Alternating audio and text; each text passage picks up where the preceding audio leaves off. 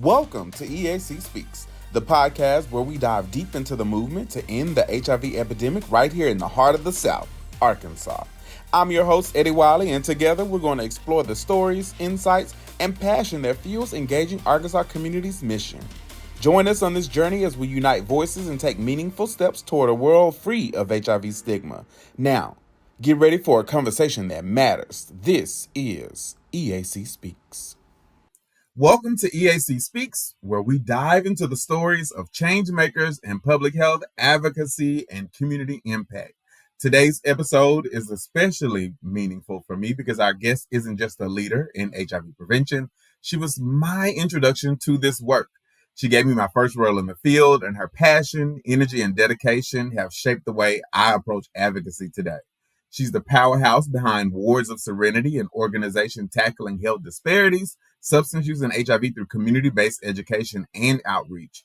We're going to talk about her journey, the challenges and triumphs of grassroots advocacy, and what keeps her pushing forward after decades of changing public health and its infrastructure. This is a conversation you don't want to miss. So without further ado, I introduce to you the Sybil Ward. Hello. Hey, Eddie, how are you this morning? Thank you for the honor and privilege. I'm so excited to be here. So glad to have you here. I know you as the powerhouse all across Arkansas, but can you tell the listeners and viewers a little bit about yourself? Well, I am a mother of 3 beautiful Black boys, 2 grandsons, a wife. I am sister. I am a part of a family, a part of a tribe that has the privilege and honor to serve the community. Our kids were raised in this community service, so now they participate in it. And I worked for RAIN when I first started in 1994, the Regional AIDS Interfaith Network. Highly controversial, and it could have even been dangerous here in Arkansas. We work with people living with AIDS. They were actually dying from AIDS related conditions. And so my introduction was one of a sense of urgency that I've never lost. Because if we can go there now. Let's go. Okay. In 90 wait, I probably do need to back up just a little bit for some personal information, okay? Um I got sober February 3rd, 1994. And it was a miraculous miracle that the whole family was like, "Oh, thank you, God, this wild one." And so, but because I got sober, it was such a humbling journey. I came to the other side full of grace. I mean, full of gratitude, right? With no sense, just humbled to draw breath, and also a heart for people that were hurting. And I took a part-time job at RAIN, the Regional AIDS Interfaith Network, as a receptionist because I was selling real estate, doing really, really well. But uh, selling real estate, doing well. But when you sell real estate, it is feast or famine. Okay, you sell a house, baby. You got groceries. You can y'all can go to the movies. When it's famine, you are praying that these Roman noodles will feed everybody tonight until that check kicks in. So I took a part-time job at RAIN with the intention, part-time job as a receptionist with the intention to cover my grocery bill and utility. Okay, that was my intentions. So I am in 1994 sitting at RAIN as a receptionist, and I am meeting doctors, lawyers, dentists, preachers, men, women, moms, dad, kids living with HIV and AIDS and dying, most alone and isolated. And so RAIN's job was to recruit the faith-based community to walk with I'm good, the faith-based community. So if we recruited a church, a temple, a synagogue, or a mosque, We Mhm. then did a full training, legal training, infectious disease training, cultural competence training, all of that in the early 90s. They Wow. became a care team, and the Mhm. person that's living with HIV or the person living at end stage of AIDS would become the care partner, and they were adopted by the church. Wow. Now, you want to talk about something controversial in the Mhm. South, in the Bible Belt. Right. Training people of faith.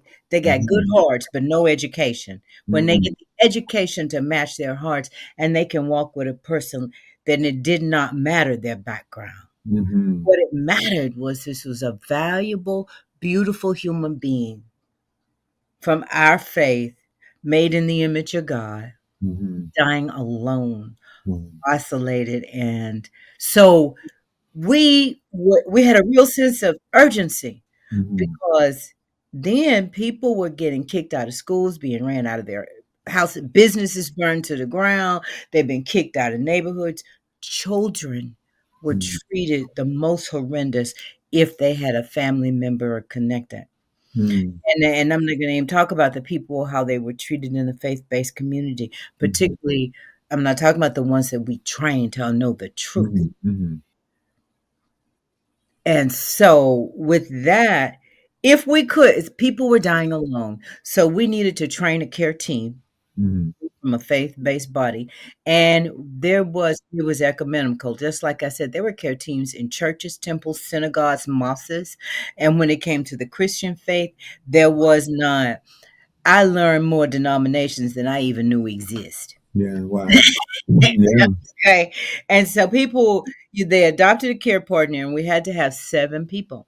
Mhm. 7 because if you're on your deathbed and you're alone, okay, that's not politically correct, but I've been talking so long, I want to Mhm. that that with 7 people, and you could say, "I'll take Monday and I'll drop a plate off." I'm gonna say, "I Yeah. take Tuesday, I'll take a plate off." Somebody Mhm. else say, Brother Aaron can say, "Well, you know what? I'll take Wednesday and I can give them a ride to the doctor." So they Uh-huh. would bring them food, give them rides to the doctors, and it did not matter.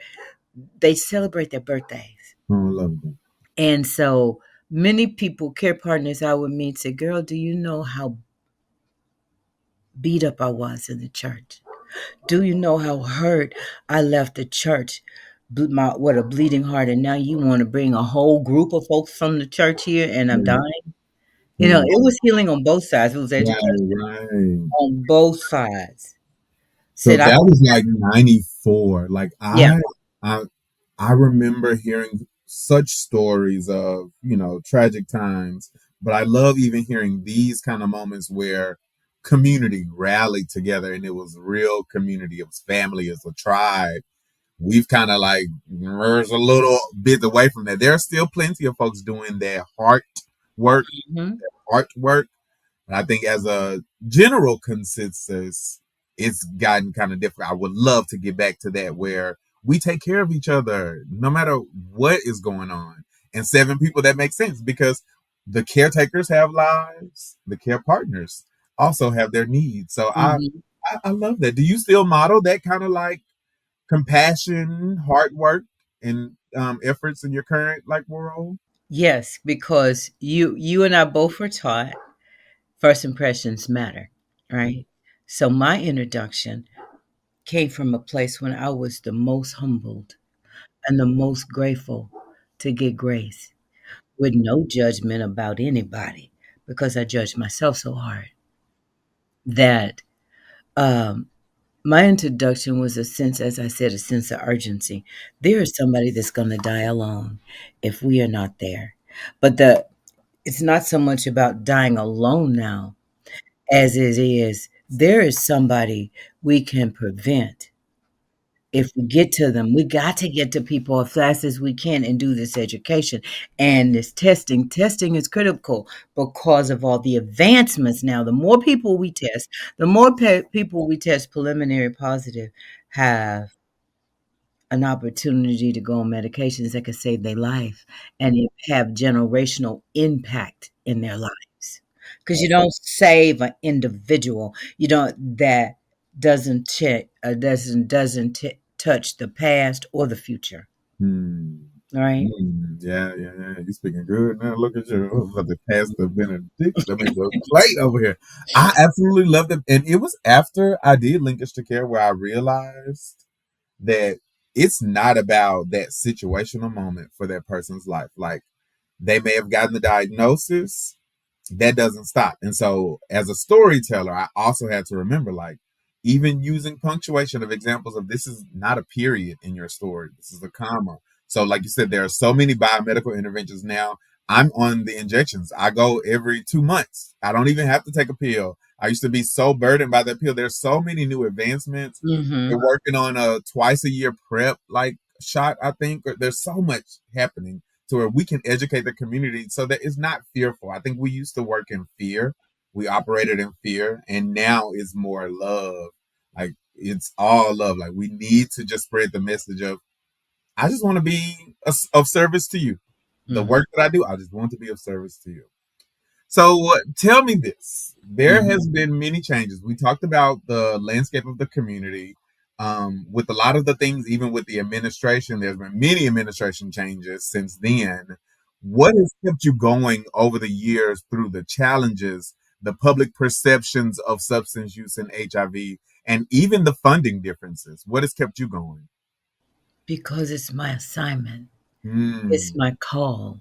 Because it means something to the depths of me.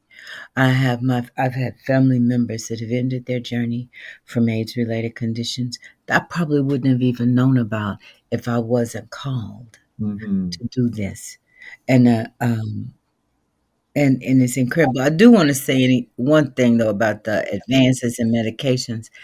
In the early 90s, when I would go and teach, we called it Compassionate HIV 101, because we hmm wanted to explain to people what is and what's not contagious so they could afford to walk in their compassion and not their fear, right?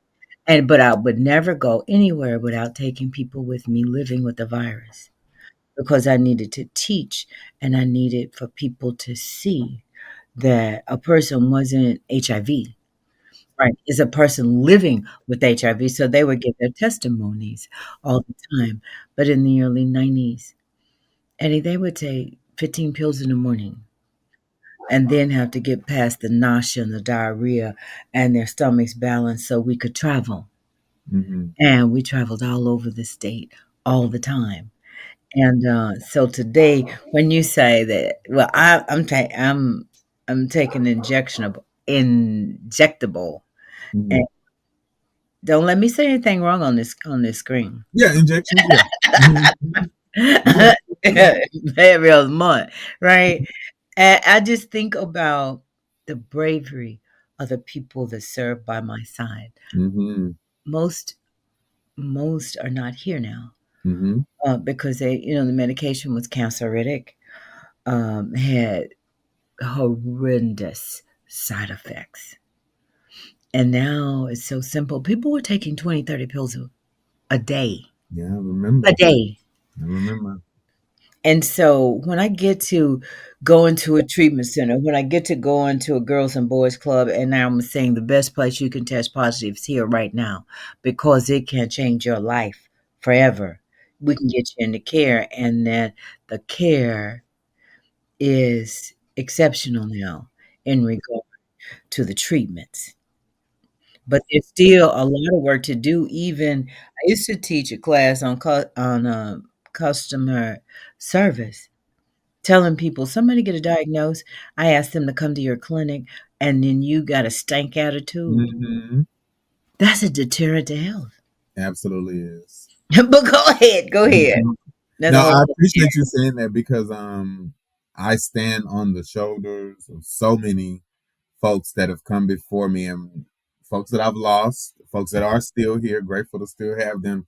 But hearing those stories, I don't ever take any of that lightly because people have to struggle and I thank God for research and I thank God for them, the bravery that they had to endure to actually get to this place because many people lost their lives during research trials of what AZT and all of the other medications. So to see that now, I sometimes will complain about my one pill, and that's what kept me going because during the early stages of my diagnosis, I did not want to take medication.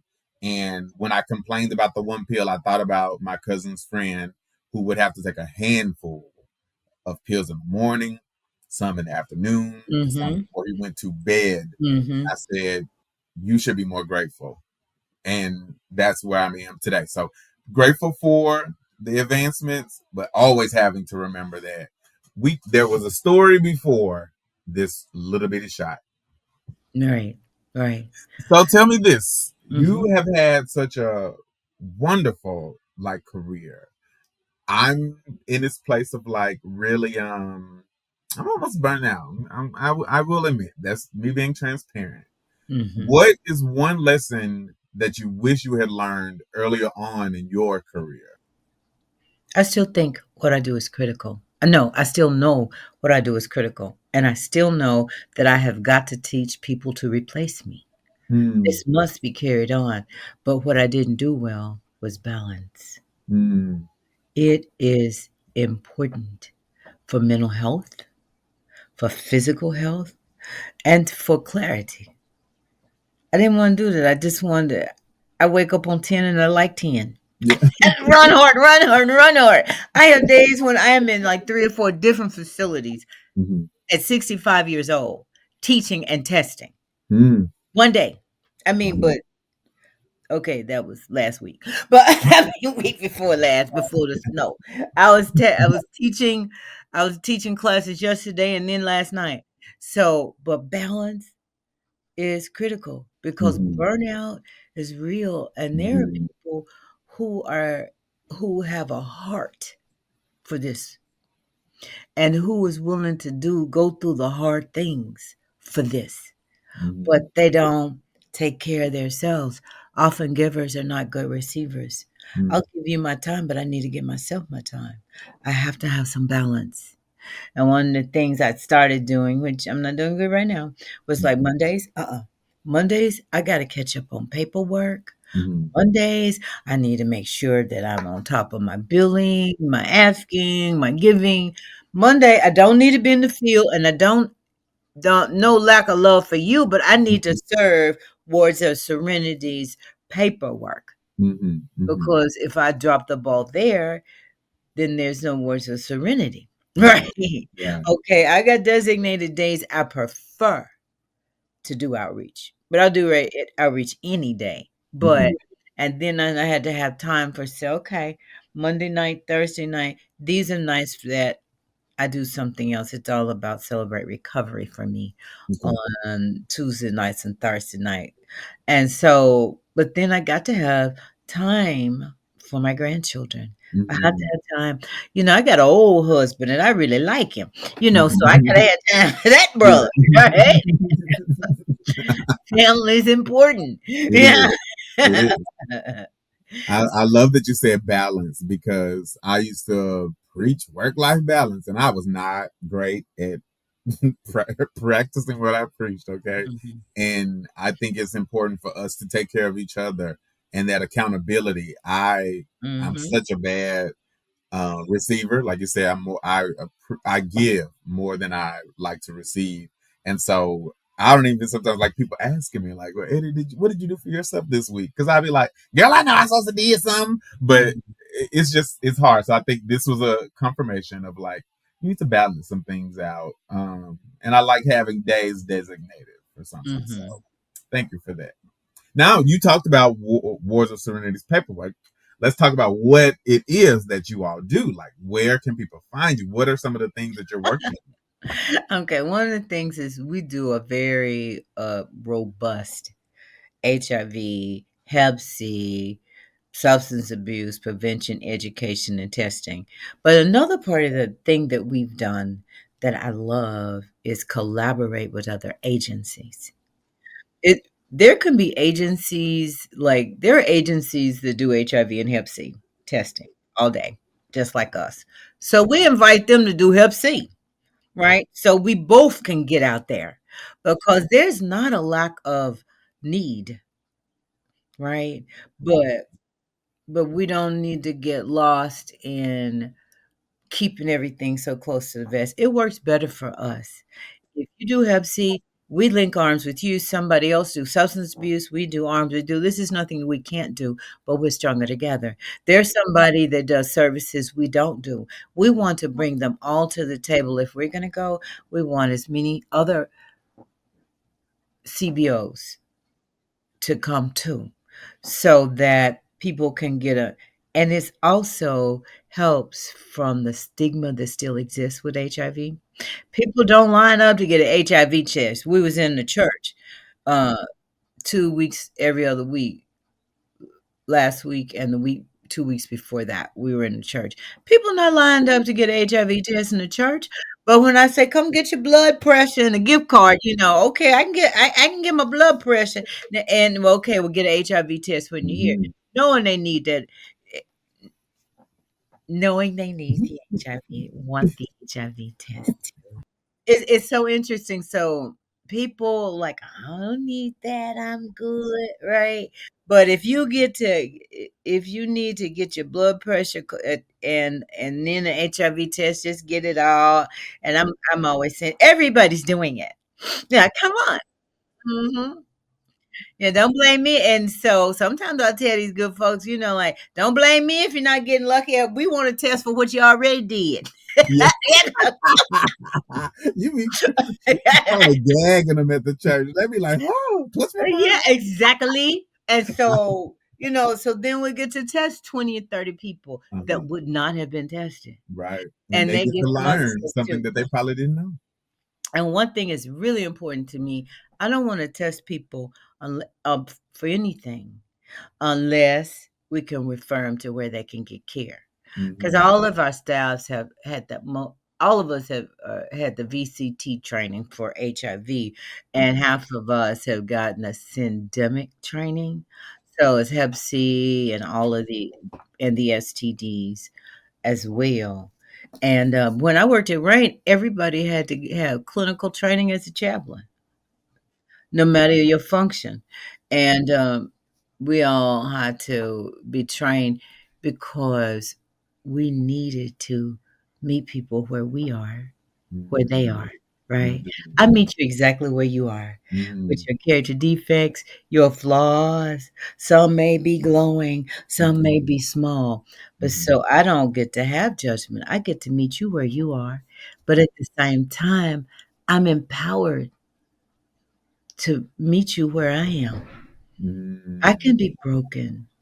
I can Mhm. still have wounds my own self. I can still have struggles and walk with you, right? And so I think it is important today as it is then. Everyone on my team, if your function is media, if your function, whatever it is, we all are trained because we all need to be able to serve whom we're called upon, and we do. So we're serving the state of Arkansas, and funding continues to keep me reading, praying, and writing. What about you?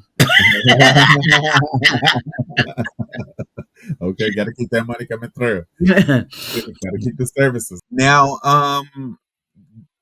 you talked about having different kind of outreach. Is there something that you look for when you say yes to an event, or is there some type of collaboration that you look for when you saying yes to an event? When I work with collaborators, if you and I collaborated, I need people to be, for me, Mm, forthcoming. Really, it makes a big difference for me because I have a lot to have to put together, and you'll have a lot. If it's not going well, I need to know, so in case I can help do something. And if I call you and say, "This my struggle," I need you to be willing to be a real partner in less serving the people. And when people call me, like everybody, I prefer a 30-day notice. But if you call, but people have called me next week, so and so was coming, they dropped the ball, and we all would like to do this. If I can, I will. But my staff have grocery bills too, so I need to make sure that I don't have full staff and nobody to serve. I have to be frugal with the resource. I have to be a good steward what we have. But what we have is not for us. It is to serve.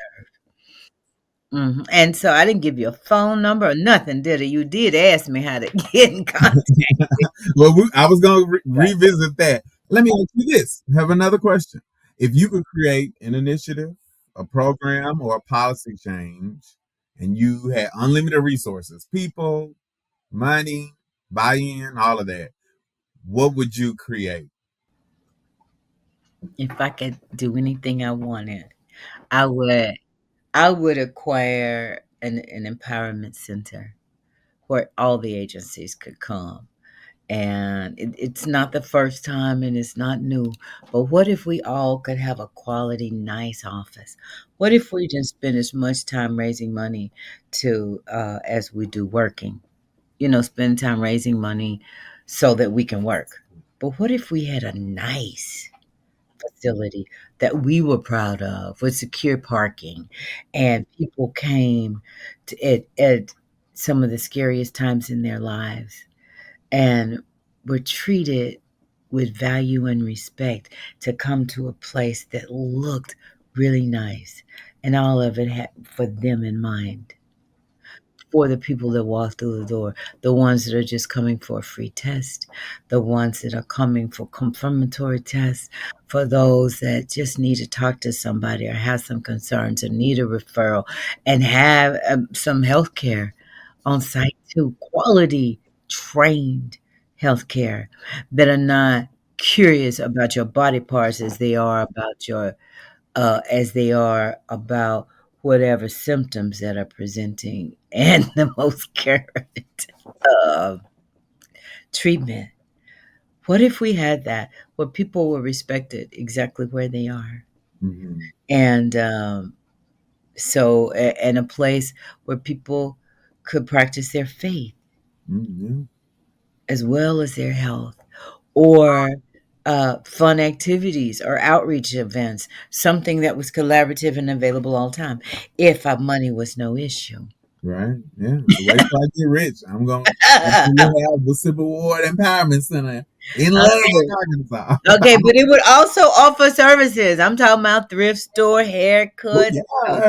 styles, braids, nails. Yes. That's like, Yeah. I love that. Like, Mhm. that's just real because when we talk about HIV prevention, and I've always believed that we can't look at the monolith of just one person because you got to look at all my needs. If Mhm. I don't have the money to get my hair done, I may have an interview, I may have an audition or something. Mhm. You have that braider in your office, and they say, "Well, hey, look, I got you. I'll do a little quick style for you." So it's all like mutual aid, right? Mhm. I think that's important. Yeah, but in my Oh, vision, everybody got their own office, okay? oh yeah, yeah, And the hair, they doing the hair right here across the not just hall, that they one doing the little. nails, okay? So we're going towards the end of the show. Is there anything that I didn't ask you, or anything that you would like to leave the listeners and viewers with? I know that in the beginning, when HIV was introduced to us, it was introduced with stigma and propaganda. And I know throughout, fear has been sewn into every step of advancements that we made. And I know that in this particular time, funding is precarious at best. That is important, regardless of what you think or believe. HIV stands for human immune deficiency virus. It could affect you or affect you, and by touching the people you love. It is important that we carry prevention messages and recognize the importance of our diversity, offer equality every time we can. And we need to be inclusive in our compassion and our gifts, just like we would want to receive them. It's critical. Hmm. Just well, well said. I couldn't have ended it with better words. But what I want you to do, we forgot to give the number or Facebook towards of Serenity. Like, make sure people can find you. We want them to follow your pages. I know you're on Facebook. Wards of Serenity, just go to Facebook and put Wards of Serenity. Our email is wards, WARDS, OFSERENITY. Words of Serenity at Outlook.com. Words of Serenity at Outlook.com. Go to Facebook and find Words of Serenity. Our phone number is 501 480 2084. Again, 501 480 2084. And I would just ask you to keep in mind, we want to be in the field, and most days we are in the field. So if we don't answer the phone, it is very important you leave a message because we want to hear from you. We will respond. And we respond on weekends too. And after hours, we don't after 8 because one of my boundaries is no more electronics at 9 other than a television or a book. Yeah, I don't answer the phone because I need to sleep so I have the energy. So that's a bedtime is a good boundary. At least to shut down, okay, because don't get me wrong, I got stuff that I'm into. My husband and I got our TV shows and all that, but then that means I'm not on the phone. I'm not checking my phone. My phone is over at 8 o'clock. I don't even answer a phone at 9 at all if your message get through somehow. But but I want you to know we want your calls. We want your emails. We definitely want you to go on Facebook and reach out to us if you want us to join you in an event, if you want to join us, if you're looking for some volunteer opportunities, right? And sometimes people are in recovery and need sheets signed for going to meetings. We can help make referrals for that as well. This has been a great episode to share resources. I also learned some things that I wrote down. So I am super grateful for this and really will be looking forward to possible future comings on to EAC Speaks. All right. Thank you.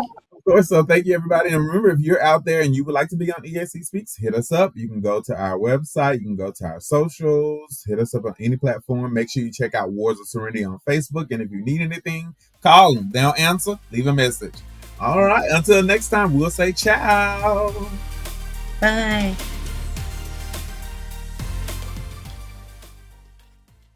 The EAC Speaks podcast is partially supported by the Arkansas Department of Health through a grant funded in part by the CDC. All discussion is solely the responsibility of each participant and doesn't necessarily represent the official views of Engaging Arkansas Communities, the Arkansas Department of Health, CDC, or the U.S. government.